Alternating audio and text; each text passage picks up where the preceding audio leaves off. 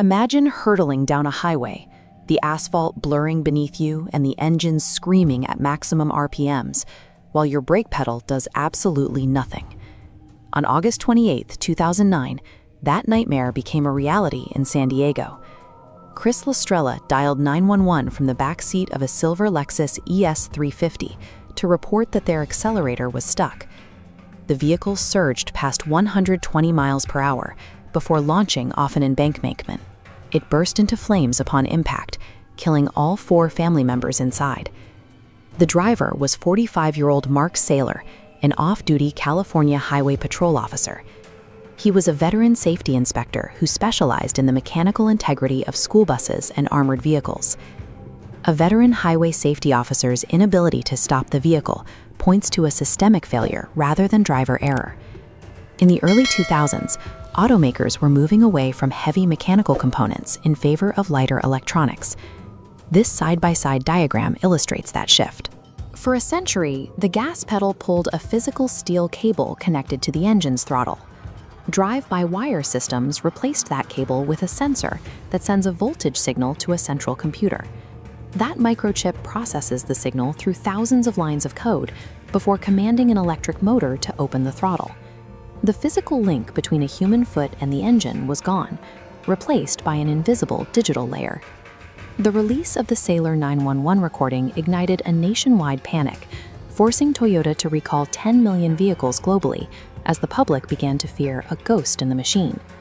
Complaints of sudden unintended acceleration to the National Highway Traffic Safety Administration spiked 400%, representing an influx of thousands of reports in a single year. Drivers across America became convinced their vehicles were possessed by a lethal software glitch that could not be predicted or stopped. With public trust evaporating and congressional hearings mounting, the federal government faced heavy political pressure to find a definitive answer. The Department of Transportation took the rare step of commissioning the NASA Engineering and Safety Center to audit the cars. The detailed scope of the 10-month investigation included a forensic analysis of 280,000 lines of Toyota source code and experiments involving extreme electromagnetic radiation to see if external signals could force the throttle open. After the most exhaustive automotive software audit ever conducted by a government agency, NASA engineers found absolutely no electronic defect or software flaw that could cause wide-open acceleration. The software was innocent. If the microchips weren't the cause, the real killer was likely hiding in the physical components of the car. Investigators shifted their focus completely away from digital code, looking down into the mechanical shadows of the vehicle's footwell. This diagram shows the first physical culprit, floor mat entrapment.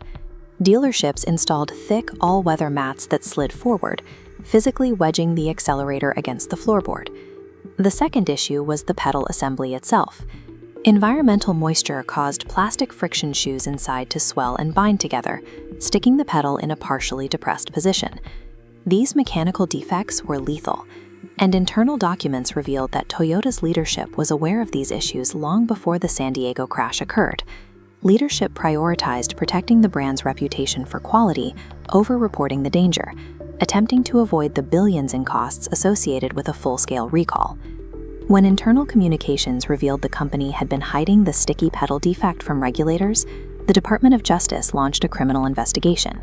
Toyota admitted to criminal wire fraud and agreed to pay a record-breaking $1.2 billion penalty to settle the case.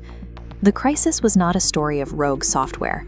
It was a case of corporate leadership choosing to sacrifice human life for financial protection. With the physical flaws exposed, regulators looked for a way to ensure that a trapped pedal could never overpower a vehicle's brakes again. This led to the universal implementation of the brake override system.